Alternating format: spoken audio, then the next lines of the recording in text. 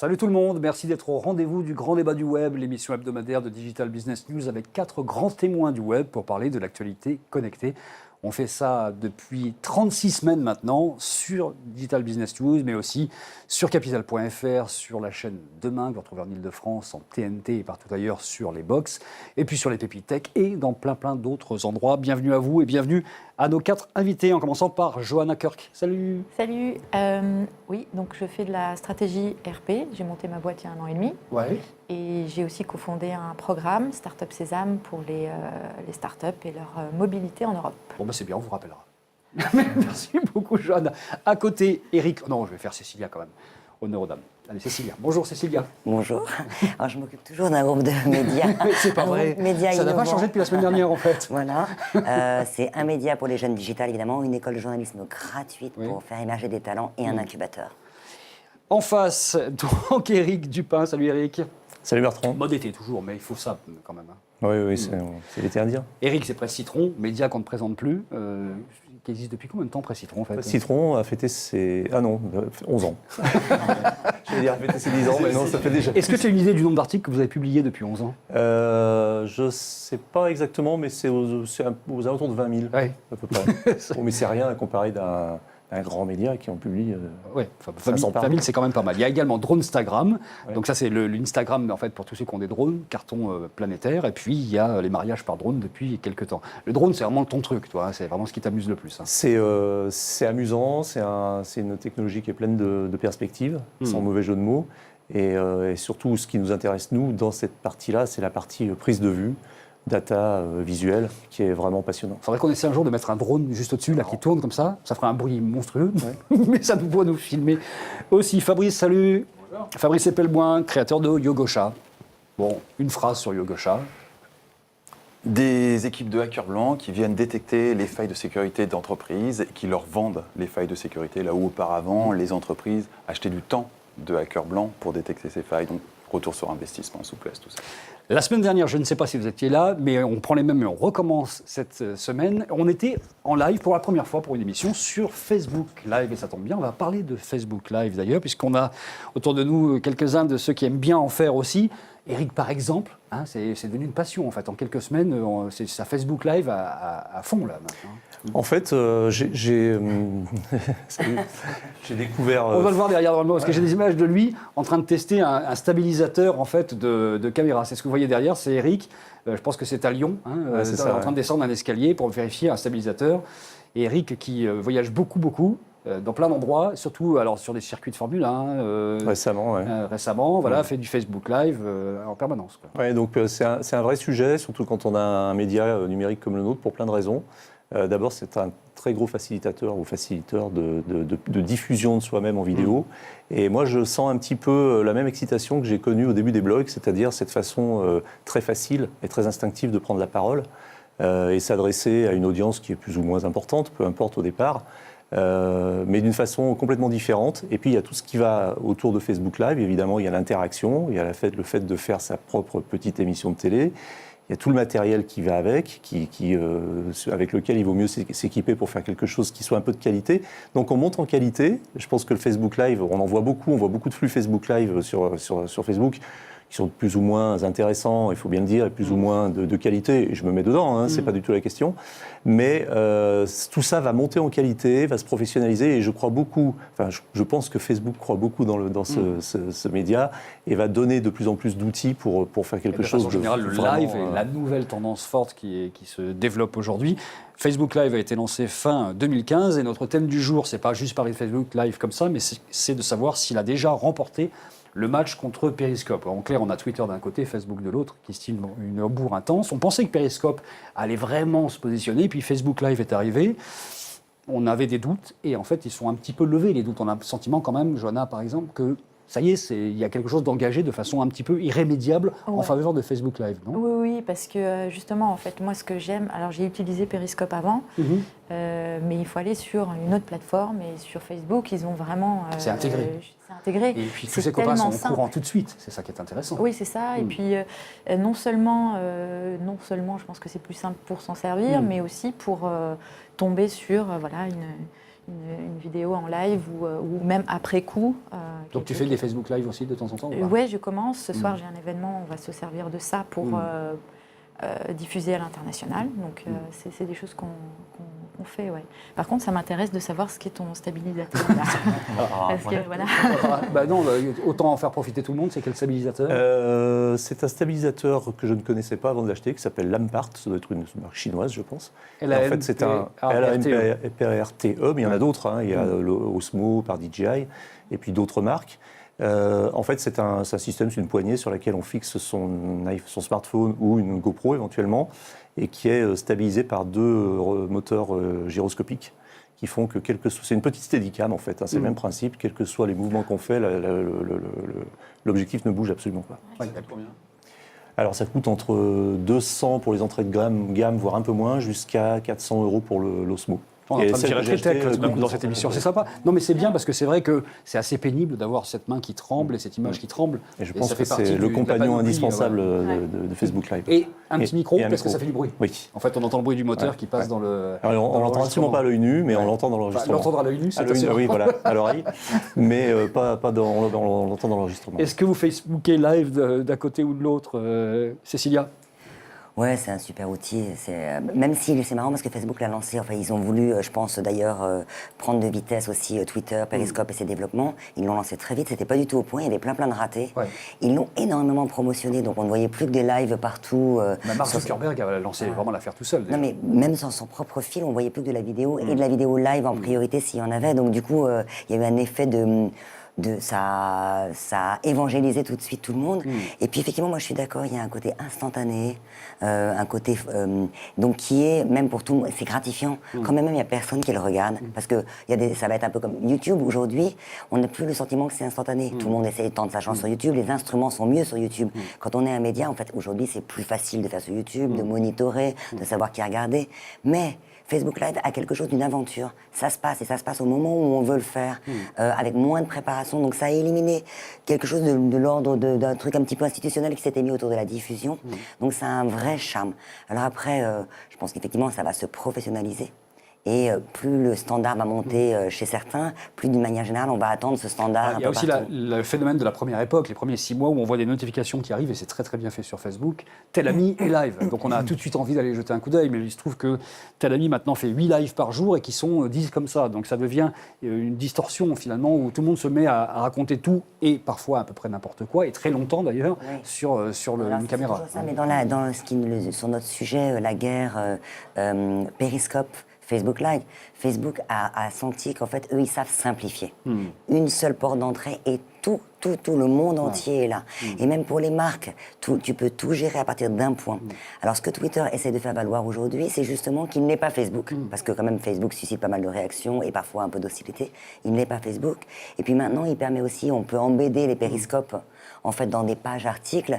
Donc, il essaye en fait de distribuer partout aussi une forme de direct qui serait distribué partout. C'est la structure même de Facebook par rapport à celle de Twitter qui permet quand même d'avoir tout d'un coup plus d'alertes, plus de notifications, plus d'interactions naturelles. Sur Twitter, on est un peu noyé dans la masse avec Periscope finalement. Le public est aussi, on n'en a pas parlé, mais le public de Facebook Live est, je pense, très différent du public de Periscope, qui est beaucoup plus jeune, peut-être un petit peu plus troll. Alors que le public de Facebook Live, c'est déjà un public, à mon avis, qui est un petit peu plus, on va dire, mature, peut-être un peu plus professionnel. C'est pas le même public. En tout cas, je le ressens. Fabrice, Facebook Live ou pas? À titre personnel, non. Pas de ça chez moi. J'observe. Non, puis j'ai autre chose à faire que de faire du live. Enfin, j'ai pas il faut mettre les lunettes comme ça quand on dit ce genre de choses. C'est important de mettre les lunettes sur mon nez. J'ai vraiment autre chose à faire que de faire du live. J'ai pas cette capacité qu'a Eric d'intégrer ça à mon travail. Ça aurait pas de sens dans mon boulot. Et j'ai autre chose à faire. Et je suis plus un grand fan de tester toutes les nouveautés qui sortent. Dieu sait que je l'ai été à une époque, mais je fonctionne plus comme ça. Par contre, ce qui m'intéresse dans des choses comme Facebook Live, c'est deux choses. D'une part, l'outil politique que ça peut être. C'est clair que, typiquement, dans une confrontation entre une foule et un service de police, le fait d'avoir dans la poche de quasiment tout le monde dans la foule la capacité de faire du live, ça change radicalement le rapport de force. Radicalement. Et puis l'autre, pour reboucler avec l'émission de la semaine dernière, c'est la capacité de censure. Censurer du live, c'est très très compliqué, extrêmement compliqué. La seule façon qu'on connaisse de censurer du live, c'est de faire un légiféré avec des êtres humains qui surveillent et qui coupent. D'ailleurs, on voit ce beaucoup qui est pas de envisageable. candidats aux prochaines élections qui utilisent ça parce qu'ils savent que de toute façon, ils arrivent à passer un message en temps réel, quelque part, sans aucune censure ou en tout cas sans aucune coupe des médias qui J'ai, réduisent parfois leur discours. Si je peux me permettre, j'ai eu un exemple moi-même, puisque j'ai fait un Facebook Live d'une séance de tir au but en finale de Ligue des Champions au mois de mai à Milan. Et t'as pas été censuré pour ça? Et justement, j'ai tenté, j'ai prévenu avant en disant attention, il va y avoir les tirs au but, c'est la finale, c'est vraiment un grand moment, 90 000 personnes dans le stade, etc. J'avais la chance d'avoir un bon réseau en plus. Donc j'ai fait le Facebook Live, j'ai prévenu avant, j'ai eu des milliers de personnes qui sont venues regarder en direct parce qu'elles ne pouvaient pas le regarder à la télé parce que c'est sur des chaînes payantes et qu'elles n'avaient pas forcément l'abonnement.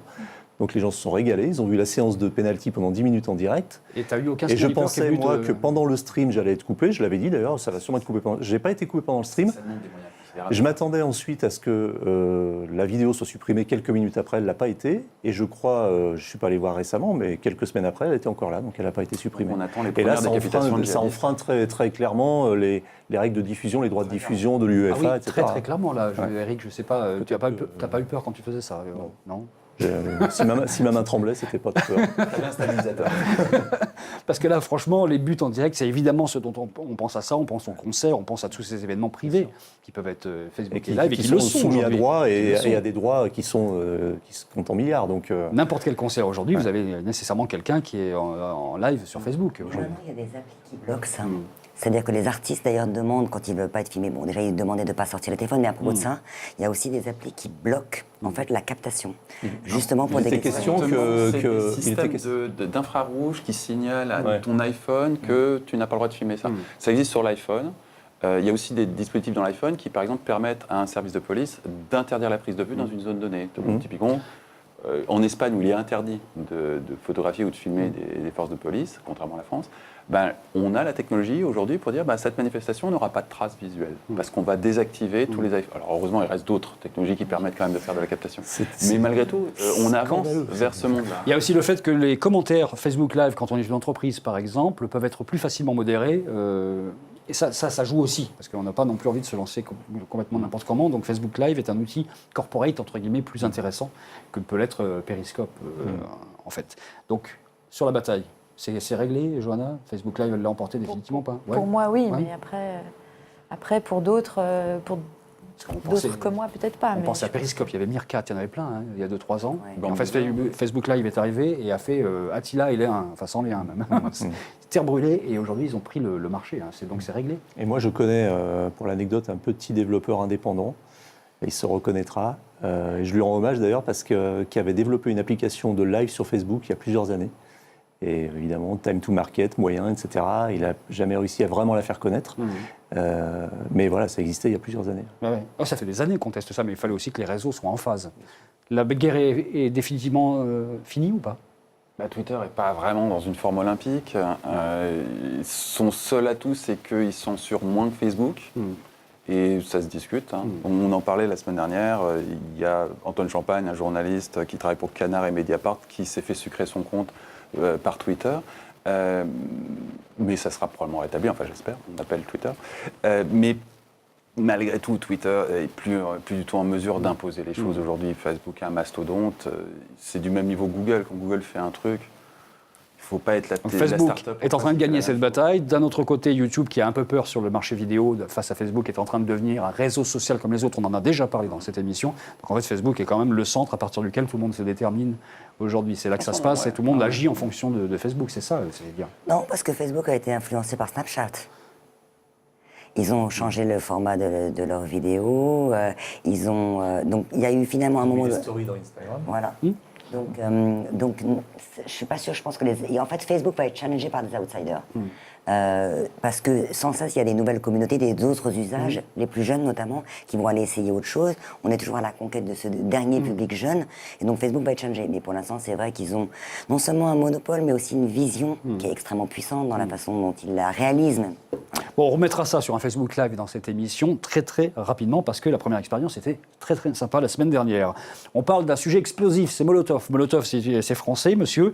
C'est créé notamment par Jean-David Blanc et Pierre Lescure. Bref, Allociné et Canal+ pour leur anciennetés respectives, et puis un ancien cadre de TF1. Et ils ont décidé de proposer quelque chose qui fait un peu l'unanimité, il faut le dire, ce qui est assez rare quand on lance une nouvelle technologie comme ça ou un nouveau service dans le monde du web. Molotov est donc cette nouvelle façon d'aborder la télévision, un mélange harmonieux de direct et de replay, et de souhait et de réponse. En fait, on casse un peu les silos traditionnels par chaîne, et on casse la notion de rapport entre live d'un côté et replay de l'autre. Sur Molotov, on arrive, on consomme ce qu'on veut, et qu'importe si c'est en live ou en replay. Est-ce que vous avez les uns et les autres testé Molotov, Johanna ? J'ai pas encore testé. Par contre, je trouve que le modèle est très intéressant. Et je trouve que ce qui m'intéresse avec ce modèle-là, c'est vraiment d'enlever les intermédiaires, d'y avoir accès quand je veux, où je veux. Il y a vraiment plus. Pour l'instant, c'est juste sur l'univers Apple. Oui, oui. Ça va arriver sur Android très très rapidement. Là. Dans quelques jours, oui. Eric ?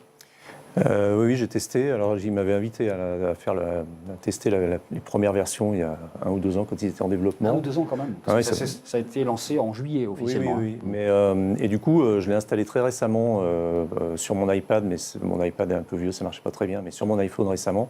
Et très franchement, je suis bluffé par la qualité Alors, d'une part, la qualité de l'exécution de l'application, qui est bluffante. Moi, j'ai une référence, c'est quand je regarde très peu la télé, je la regarde effectivement déjà à la façon Molotov, c'est de façon totalement déstructurée, mais j'ai une application de référence qui est MyCanal, sur laquelle on a toutes les chaînes, auxquelles on accède facilement, etc. Il faut être abonné, je crois qu'il faut être abonné à Canal+. Ouais. Il faut payer en plus même pour avoir MyCanal. Oui. Et je me disais, qu'est-ce que ça peut apporter de plus ? Et effectivement, c'est un peu comme MyCanal, mais en beaucoup mieux, parce que ça apporte toutes les fonctionnalités qui manquent sur les applications traditionnelles, notamment un moteur de recherche, un système de replay, un système qui permet de regarder une émission au moment où on arrive en direct, mais aussi de remonter au début de l'émission. Ça s'appelle le Start Over, c'est génial. Vous tombez sur quelque chose qui est live et vous dites « Oh, ça va l'air sympa », boum, Start Over, ça redémarre. Ça, c'est quand même... c'est génial. Et la possibilité aussi, évidemment, de reprendre une émission là, sur un autre device, là où on l'a arrêté sur le premier device. Donc ça, c'est comme Netflix. Et tout ça fait que c'est un ensemble qui est effectivement, comme on le disait tout à l'heure, on se demande pourquoi on n'y a pas pensé avant, mais je pense que c'est pas si facile que ça à réaliser en termes de droits, etc. Moi, j'attends qu'une chose aujourd'hui de la part de Molotov, et je sais que c'est difficile, je n'ai pas testé à l'étranger, c'est d'avoir le même service partout dans le monde. Parce que quand on parle de nouvelles façons de regarder la télé, c'est pas regarder la façon différemment sur sa télé dans son salon, c'est la regarder différemment ailleurs, sur d'autres devices et partout dans le monde. Ça s'adresse surtout aux jeunes populations qui n'allument plus la télé comme objet traditionnel et cultuel, on va dire, dans le salon, mais qui sont sur des tablettes, des iPhones, des téléphones ou des ordi, quoi, qui regardent ça différemment. Aussi sur la télé de salon, mais c'est plus qu'un élément de la chaîne. Donc Netflix a un peu choisi de se positionner pour aller un peu sur la télé de salon aussi, dans les box. C'est pas nécessairement le bon choix. Molotov va un peu plus loin que ça, d'une certaine façon. Qu'est-ce que vous en pensez de l'autre côté ? Moi, c'est super bien fait en termes d'usage, de parcours utilisateur. Là, pour le coup, ça répond en vrai tout ce qu'on sait toujours dit depuis toujours, du genre le début de l'émission, etc. Plus des trucs thématiques qui sont effectivement marrants. T'en parlais tout à l'heure, Eric, qui est que si on aime spécialement un acteur, on peut retrouver toute sa filmographie. Alors, pour tous les obsessionnels, je pense que Molotov est fait pour vous. Alors ensuite, est-ce que les gens... En fait, c'est toujours le doute, le pari des plateformes. Est-ce que les plateformes, bon, quand elles facilitent beaucoup les choses, qu'est-ce qui fait qu'elles vont marcher, que les gens vont les charger et vont passer par cette plateforme ?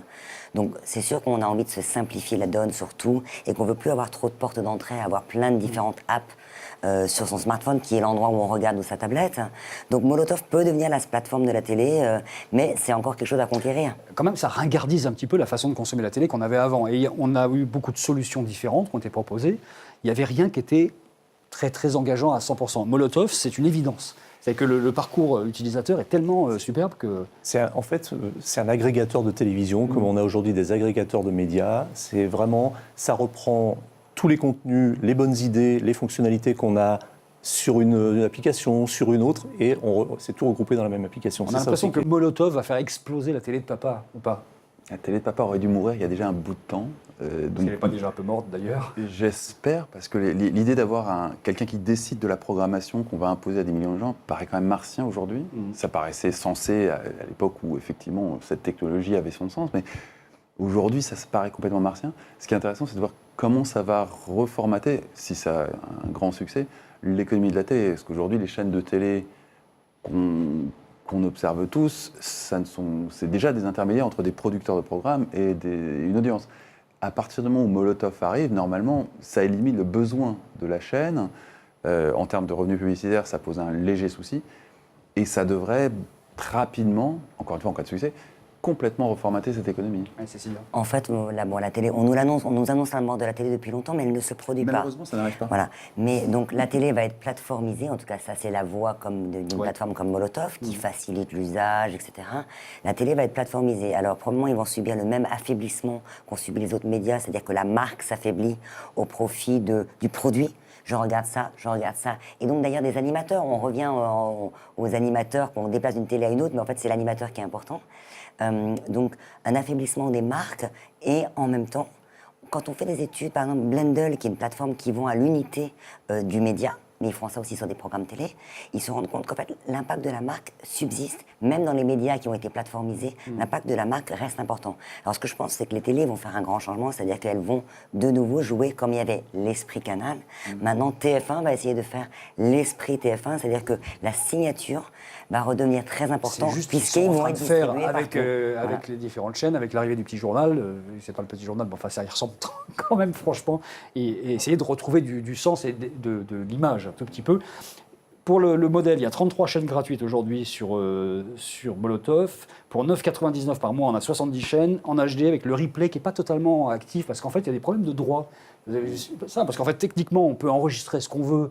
On voit quelque chose de sympa, on l'enregistre. En fait, pour l'instant, ça n'est pas encore là. Et il y a un petit message qui dit lorsque la loi sera votée. Hein. Donc pour l'instant, on n'est pas dans le fond de l'expérience. C'est bien sûr, donc il a une vraie capacité d'influence pour faire voter les lois. Oui, mais enfin, les chaînes de télé ont une grosse capacité aussi d'influence parce qu'aujourd'hui, TF1 et M6 n'ont pas vu Molotov arriver d'un très très bon œil. Ils se sont dit, on a nos propres plateformes de replay, on ne veut pas se faire griller par Molotov qui, de fait, met la barre beaucoup plus haute, en fait. Alors, c'est la petite minute techno.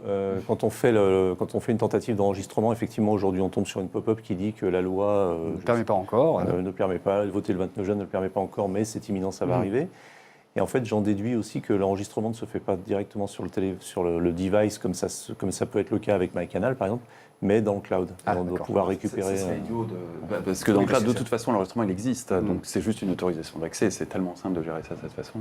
Oui, puis après, je ne sais pas quel procédé de diffusion ils ont, mais enfin, s'ils enregistrent ça eux-mêmes, ils peuvent le diffuser peut-être même en peer-to-peer. Alors, le problème dans le cloud, quand même, c'est que si vous voulez enregistrer une émission pour la regarder quand vous êtes offline, du type en avion ou au fin fond de la Lozère, ça va être compliqué. Ça va être plus compliqué. Johanna, c'est apparemment la première expérience mondiale qui soit à peu près aboutie d'une plateforme de ce niveau-là, quand même. Je pense que c'est les premiers à lancer ça, oui. C'est quand même assez étonnant qu'on arrive à faire, dans une période donnée, c'est-à-dire un été, qu'on arrive à faire un Molotov qui se lance et qui fait à peu près l'unanimité, un France Info en matière de chaîne d'info qui se lance et qui bouleverse les codes un tout petit peu. On a quand même quelque chose en France où il se passe... on pensait qu'on était à la ramasse derrière un peu les Américains et on a deux choses qui arrivent et qui sont assez novatrices quand même. Molotov est tellement disruptif tellement innovant et encore une fois tellement bien conçu et exécuté que c'est une application qui est un peu chouchoute des équipes de la direction d'Apple, puisqu'elle a été même mentionnée comme une équipe, comme le modèle à suivre par, je sais plus, par Johnny Ive, je crois. Et puis elle a été poussée en app of the day pendant je ne sais pas combien de temps. Après, il reste à discuter pays par pays avec tous les gros diffuseurs, ce qui est quand même du travail. Hein. Ça n'a pas été simple en France. Il a bien fallu que l'ESCUR, qui a un carnet d'adresse important... C'est quand même le mec qui a présidé le Festival de Cannes. Il sait de quoi il parle en matière de négociation de droit. C'est lui qui est derrière la plateforme technologique qui chiffre les décodeurs Canal+. Il a derrière lui un long passé qui lui permet d'aborder ce genre de Ils ont une chance de chantier. réussir à l'international ou pas sur le même projet? Oui, l'ESCUR, il a une chance. Ouais. On termine par les plus 1, moins 1. Qui a une petite bonne nouvelle ou mauvaise nouvelle? Cécilia. Moi, je salue les médias français qui sont arrivés sur Snapchat. C'est-à-dire que c'est ce mois-ci, là, les premiers médias sur Discover. Et franchement, c'est pas mal du tout. Rigolo. Je le recommande parce que c'est rigolo. Et là aussi, un peu comme France Info, ils se réinventent en fait. On sent quand même un vent de fantaisie. Le Monde a fait un truc qui est vachement sympa. Parce que sur Snapchat, qui s'adresse quand même aux jeunes, il faut un truc qui soit un peu péchu, parce que Snapchat, c'est quand même un peu la télévision japonaise. Le côté publicité, ça part dans tous les sens, c'est plein de couleurs. Et eux ont réussi à faire un truc sympa, et c'est marrant. Hein. Ouais, parce que justement, en fait, y a Snapchat, on comprend pas trop comment ça marche, mais du coup, ça oblige à se renouveler. Et il y a des gens qui s'en servent en interne en disant, bah tiens, on va essayer quelque chose de nouveau. Et c'est chouette. Bon. Bravo à Snapchat, donc pour ces médias français, ils sont 8, hein, je crois qu'ils sont arrivés. Plus 1, moins 1. Moi, j'ai un plus 1 éventuellement qui est plus général, c'est que je sens une espèce de foisonnement technologique à nouveau. Là, on s'ennuie un peu dans la techno depuis quelques années. Et à nouveau, depuis quelques semaines, quelques mois, ça bouge beaucoup. Et ce qui est intéressant, c'est qu'en fait, tout ce dont on parle dans ces émissions-là, ce sont principalement les usages numériques, du digital, les réseaux sociaux. Ça vient, on oublie un peu, on a un peu tendance à oublier que tout ça provient à la base de la techno. Les usages, c'est la technologie qui a permis, c'est la technologie qui a créé les smartphones, qui ont développé des usages qui sont aujourd'hui, qu'on connaît et qui n'existaient pas il y a 10 ans. Et aujourd'hui, il y a plein de choses qui arrivent. Alors, c'est un peu à front renversé. C'est-à-dire qu'aujourd'hui, c'est les usages qui créent les produits qui s'adaptent. Donc, on a des nouvelles caméras, on a des nouvelles façons de... Et c'est le produit très technologique qui m'indique que c'est fini, quasiment. Là, voilà, donc je vais conclure. Et c'est vraiment, pour un geek comme moi, c'est passionnant parce qu'il se passe à nouveau plein de choses. Merci Eric, merci Johanna, merci Cécilia, merci Fabrice. C'était la 36e édition du Grand Débat du Web que vous pourrez retrouver un peu partout chaque semaine. On se retrouve la semaine prochaine pour d'autres aventures. Salut à tous et merci.